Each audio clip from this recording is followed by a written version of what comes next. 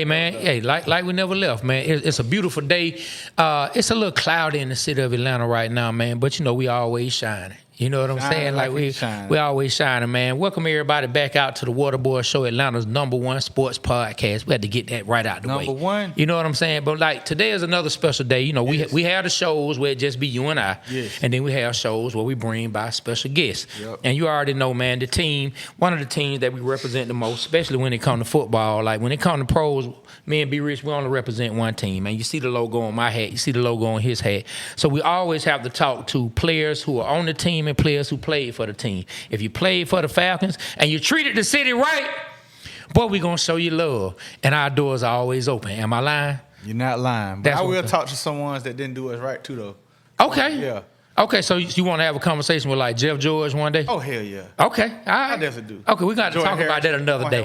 If you could say something to Jeff George, what would you say? We'll talk about that another time. All right. We'll talk. But look, today, ladies and gentlemen, we're going to introduce a former Falcon. Man, I'm talking about, hey, national champion, man, in college from the University of Richmond. You know what I'm saying? Did his thing, man. Got his ring, man. Came to the Atlanta Falcons. And he came to sit down with us, man. And we very excited. So please, if you at home, wherever you at, in the car, wherever, y'all give it up for none other than Lawrence Sidbury. Let's go, let's go, let's go, let's go. Hey, so what should we call y'all? I think earlier we said say it Sid, right? You go by Sid. You know, Sid, or now you got to call me Dr. Sidbury now. Dr. Sidbury. Hey, you know what? I saw that on your page. Yeah. Man, congratulations. Appreciate that. Man, congrats. So, hey, look, I ain't know I needed to wear a hat. Y'all should have told me. I could have rounded man, you got the fresh cut. Like, you got the fresh line up. We see it, bro. I just went this morning. I see it. You got the fresh line up, man. How much did you pay for it, man? Because haircuts are getting ridiculous. Haircuts are getting ridiculous. I cut my own hair, and I go bald. So like I've been cutting my hair like since I got out of college, man. You know I'm a young man. I'm still 21, but I've been cutting about 20 years. 21. My own self. So it's like I haven't paid for a haircut, man, in a year. So I went to the bar with my production manager. Yeah. And you know, I'm up here just asking questions like I normally do, ask questions. And the guy said he charged $70 for a haircut.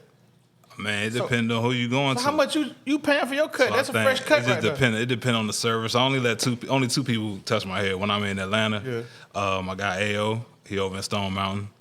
I ain't gonna talk about the prices. You gotta go look up. Look up his page. I think I paid like $50 for the service. But I tipped him. But you know, he got something that's lower, something that's more expensive. Did they put the hot towel on you? If you want it, he'll give it to you, but you gotta pay a little bit more. Oh, so he got over my partner. I mean, it depends, man. So my partner he just put it in the service. So my partner think that's what he feel like he worth. But hold on, I got to shout out. I got to shout out one other person. When I'm back home in DC, my guy Mel the barber. You know, he a little more though. Hey Mel, but he worth it though. We giving you the shout out when we come to DC, man. You owe me a cut. He gonna take care of you though. You got a ball head though. Hey, man. He got you though. He probably charge me $40 for a ball cut. He gonna take both of them will take care of you. They're the only two people I go to. All right, thank you, man. Yeah, you really don't need to pay that much because you ain't gonna do nothing but throw a hat straight on your head like as soon as you get your haircut. You're right. You know what I'm saying? So you don't need to pay $70 to $100. I'm just saying. I just need my beard. My beard just.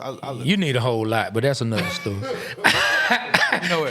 Look, listen. Y'all ruthless, man. Y'all already know what kind of day this is. Ain't ish, man. Hey, man, I've been knowing this guy for a long time. I can tell. Yeah, I've been knowing this guy for a long time, man. Kind of like you know, me and him been friends. Kind of like you and your partner who over there who a Saints fan. But hey, man, check this out, y'all. Man, we got us a guy in here who's a Saints fan. Man, El Cidio, he brought a Saints fan to the pad. Man, I'm talking about, man, he over there just chilling like it's all good, man. I guess was that a Pacers hat or a Jazz?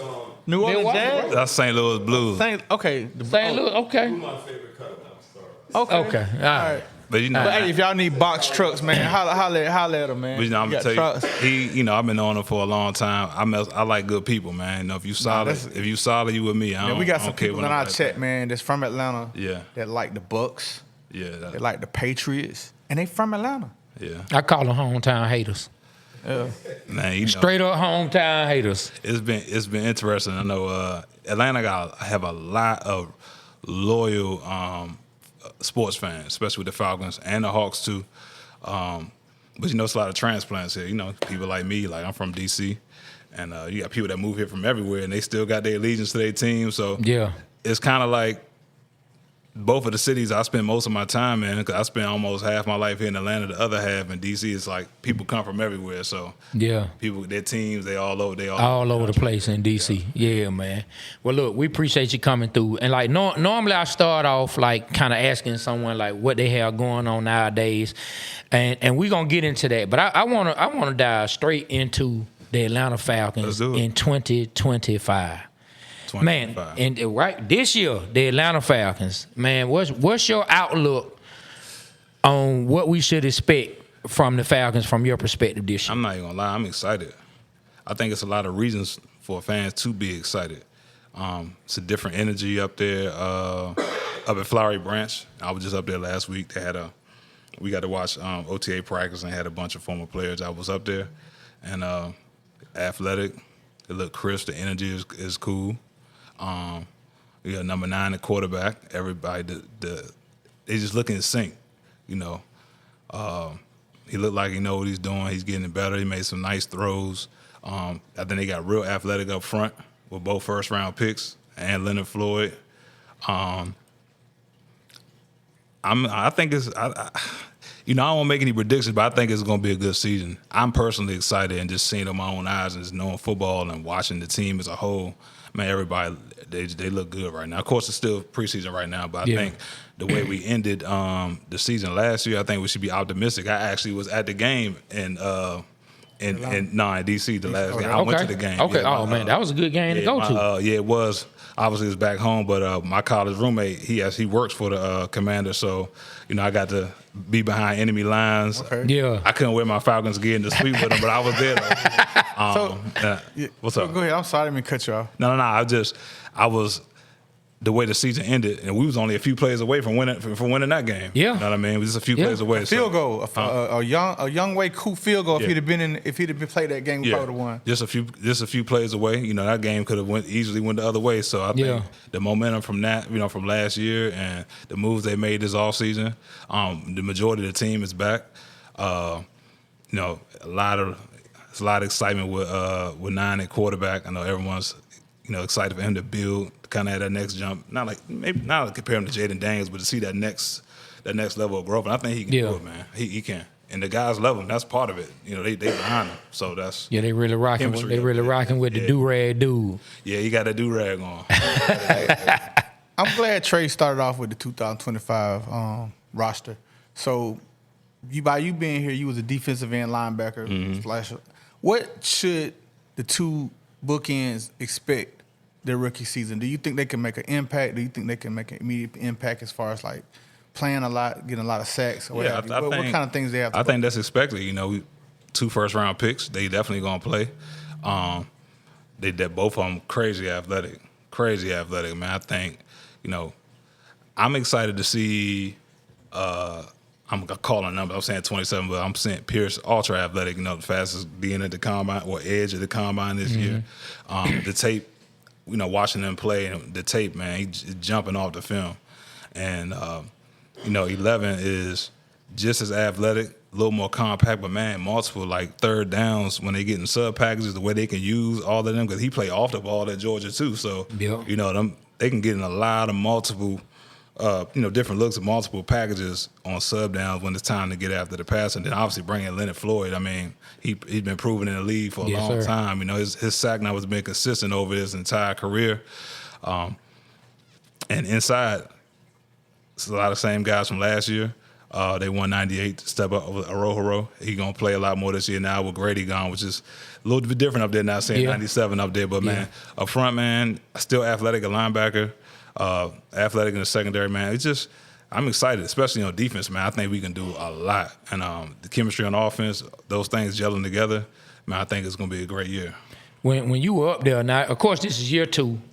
Before we started taping, you started talking. We didn't really get into a long conversation about Raw, but you brought Coach Morris's name up. Are you seeing, being up there now, are you seeing even more of an imprint of Coach Morris and his philosophies and just his personality on the team this year than last year? The biggest thing about playing in the league, the quicker you can get comfortable, man, the more confident you become, and the better you're going to play, the faster you'll play. And when you up there, the energy is where it needs to be. you know, you can tell they with him and he with the guys, and that's step one. Once you have that relationship, man, sky's the limit. It's just I don't know if I can really describe it to y'all, but when you have that energy, it's infectious, you know, it's synergy, it's organic. When you have that feeling amongst the team, man, those really the building blocks of a great season. Man, I love to hear that. Man. Yeah. So going back to draft day for you, man, tell us about your draft day experience and, you know, when you got the call, how you felt and what round did you think you was gonna go? Yeah, you know what's crazy? I had a feeling y'all was gonna ask me about that. Man, you know, the draft day kind of like a blur. I sit back and think about it now. Some of the things I can't remember, some things I can. I got drafted in the 4th round, pick 125. Had some family there. You know, coming from a small school, I kind of had to work my way up through the process. Obviously, you know, the national championship game led into the Shrine game. Then I played myself into the Senior Bowl. Then I went to the combine. I ran the fastest time out of all the DNs at the time there. So What you ran there? They say I ran a 4.53, but some clocks have me a little bit faster. Okay, so you got 4.45. Yeah. So you kind of like Pierce, so you kind of see where he coming from. Yeah, but he a little bit taller than me, but I was a little heavier. I ran that at 265. Okay. Yeah, but That's fast. yeah, it's pretty fast. So it was some teams I think that had some earlier grades like at the bottom of round 2, but round 4 was fine. Like where I started from, where they thought I would be undrafted or maybe in the 7th round is where some of the early predictions were. Wow. But just to really work myself up, because you know that small school journey is different. Yeah. You remember It's where you different. was at and what you was doing when you got the call? I was sitting in my parents' living room. You was watching the draft on television? Yeah, I was watching it, waiting for the bleeding to stop. So like,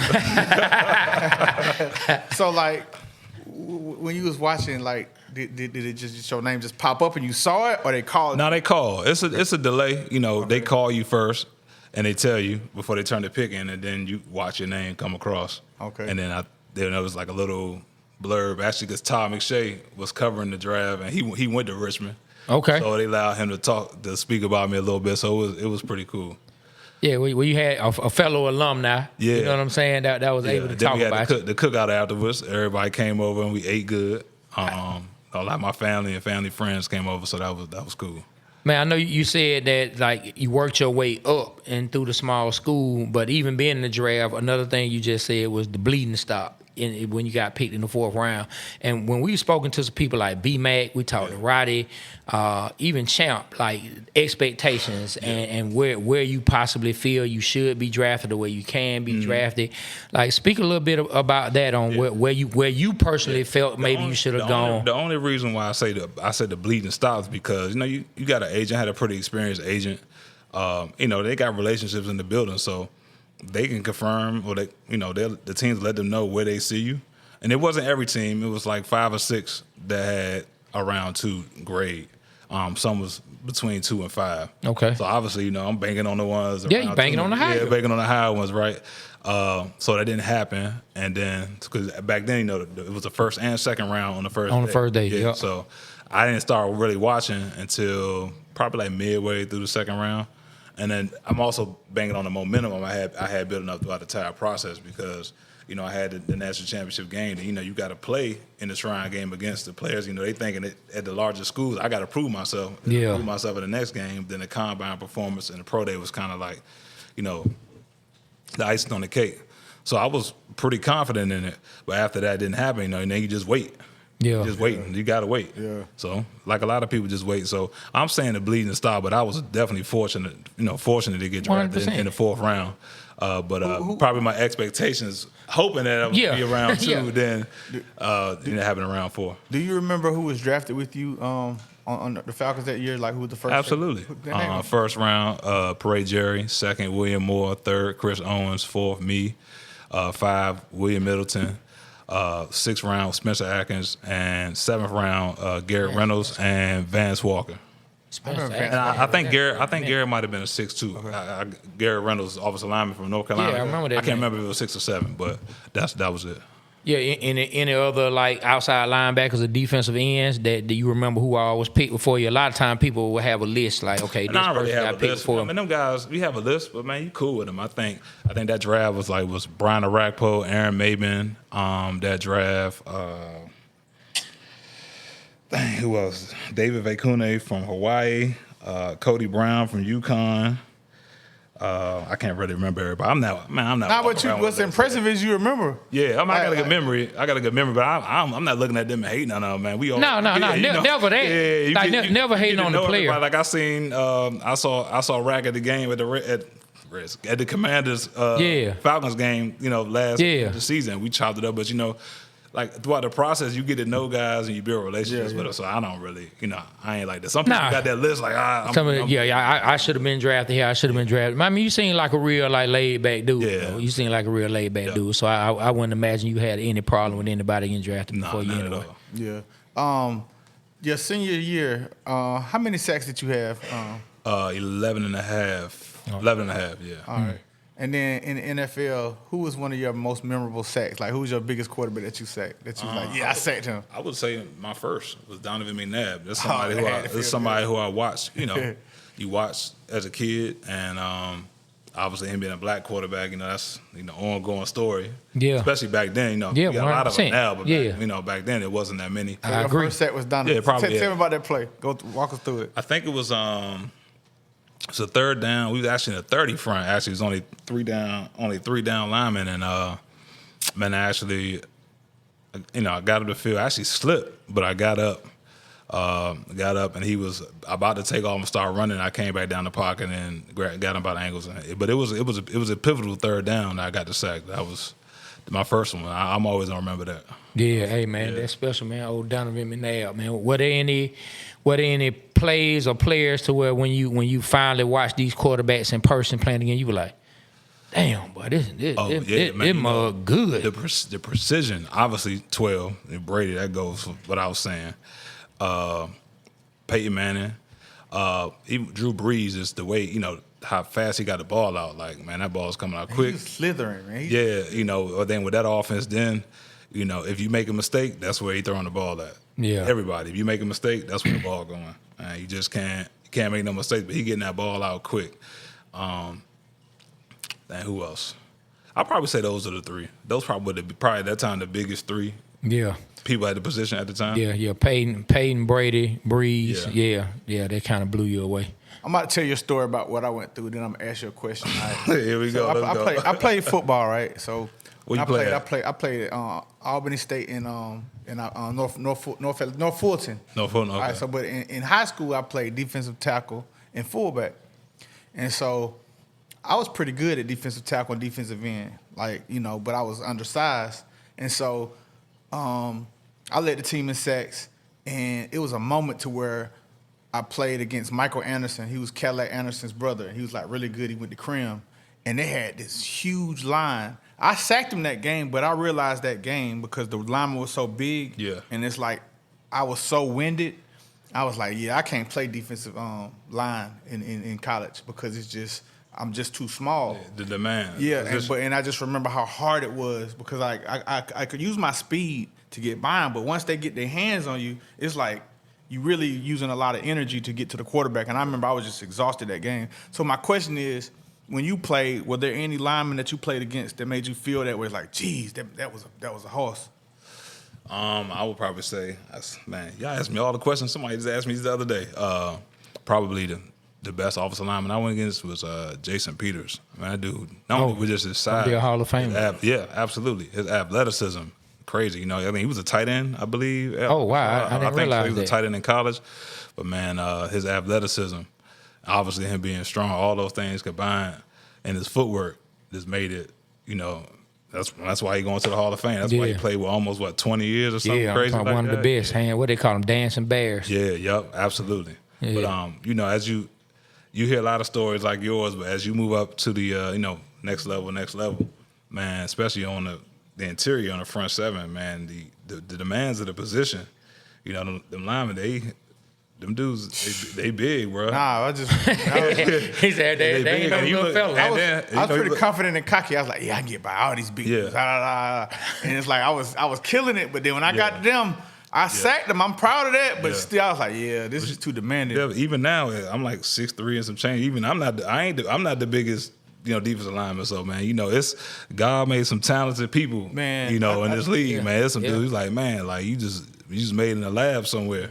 Man. They know, it's some specimens out there. I tell you what, Georgia, the Bulldogs. Yeah. I was looking at they line, the freshman guys that's coming in. We got 6'7", 6'10", 6'6". We had a 6'10" guy, freshman.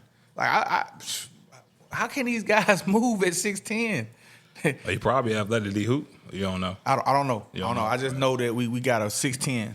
Yeah, 6'10" seemed like Three something. Seemed like one of those defensive ends who got a real good bend No, he's to a get around. lineman. Oh no.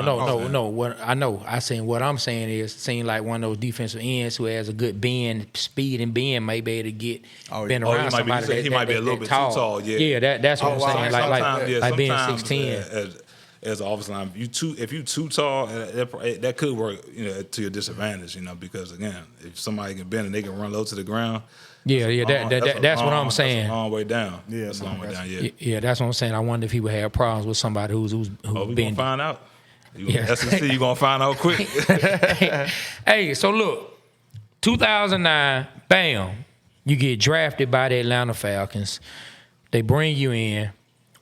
Tell us about some of your first experiences. First day in the locker room, first day on the campus, first day in the facility.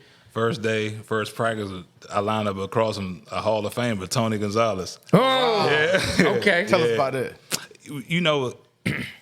Coming into professional sports, man, you a fan. You go from being a college kid watching, and you admire or look up. I ain't gonna use the word idolize, but you might even model your game after certain people. And I line up across from Tony, and then I'm also teammates with somebody who I looked up to, still like a big brother to me to this day. With John Abraham. Mm-hmm. There's somebody who similar size. Yeah. I watch the games on Sunday. I look at Sports Center, kind of, oh man, what can I take from his game to add to mine while I'm in college? And then you end up being friends. Yeah. Friends with people, and then coworkers with a Hall of Famer. I lined up. I'm still the ball snap, and I'm like, damn, that's Tony. Ball snap, man. I'm late off the ball, everything. I'm still like thinking like that's Tony. That's 88. Yeah, it's 88. Yeah. The first play ain't go that well, but I got it together after that though. Cause So what happened? He knocked you on your butt? No, he didn't knock me off my butt. He just he wasn't never an intimidating blocker, but his technique was good. Yeah. Don't get it twisted. But I was the last one off the ball, out my gap and everything. They on me. It's like my first play. They threw me in there with the first group, but I'm still starstruck. Like, man, that's Tony. So yeah, But the moral of the story is that you grow relationships with people that you used to watch on TV, and then you obviously still got to get in and compete. Hall of Famer, trial guy, you still got to do. It doesn't matter. You still got to do what you got to do. You got to get out there and do what you got. All that on the first day, that was that. Yeah, man. Lined up. Hey, look, seeing Tony Gonzalez, like even at that time, was already a shoe in for the Hall of Fame. Yeah, one day. already. And you see these people that's like you said, you've been watching them play on Sundays. And even if you were smaller, some of them you may have watched them play in college before they got to the pros, and then now you on the same field. I got another story for you. I see Wood all the time. Jerry's no Wood. Okay. Oh man, we love I know y'all love Wood. The city love Wood, right? So I'm fast. So I'm in this. This might have been the same day or maybe the day after, but I'm at the right defensive end. We did OTA practice. I'm at the right defensive end. Matt's in the shotgun, and I think Wood, he was offset towards me. Yeah. And they ran a flip play, so like the line go this way and they flip it back this way. Yeah. So I saw it, I recognized it. I put my foot in the ground. Wood like a 4.3, maybe 4.2. Ridiculous. But I'm thinking, I'm fast too. I done ran down a lot of people in my lifetime. Yeah. So I recognized the play. Matt flipped the ball to Wood. So it's just me and him. I ain't taking no angle. I'm my same confidence up. Oh, nah, this is easy work. I'm about to get him. Yeah. Man, he seen that I was actually closing. Man, he put it in a whole nother gear. Man, Wood got them little legs. He started lifting them knees up, man. Man, he flipped that thing. I was like, bro, it never happened to me before. Yeah. It was like, bro, dude, he fast, to the bro. pros. Welcome to the NFL. Yeah. Nah, but to see people with that type of athleticism, man, somebody, everybody not running a low 4.3 or a high 4.2. It's happening a little bit more, but that type of speed, when you see it, it's like, wow, that dude is really, really fast. Athleticism on some of the guys out there is crazy, and you don't really you don't really get an opportunity to see it, even like from the stands or watching on TV. You don't really get to see it until you actually on the field or on the sideline. And you can actually feel how fast guys move. When they run past you, you can feel it, and you got all those people on the field running that fast at one time. It's crazy. Look, to your point, Coach Trubisky, which I know you know Coach Trubisky, he talked about how he was talking about Julio. He was saying how he said you can feel it when he runs. Yeah. He said, you remember in the interview, he talked about when Julio runs and he's coming to the sideline, he said, like, you can feel his footsteps. He said he moving that fast, like you can feel it when he runs. Yeah. And I think that, like you said, we're not able to see that athleticism from the stands. We don't even know exactly what it is unless you're down on the field. And I think that's where some of the frustration comes from with athletes when they have people like my partner here, myself, who has negative things to say about athletes, and they're like, well, you didn't play, you're not on this level, because we didn't play on that level. And some, like you said, unless you out there on the field, you might not even understand how fast or how hard it is to tackle somebody or bring somebody down or block somebody. I don't even understand why you can't notice the speed difference from the stands.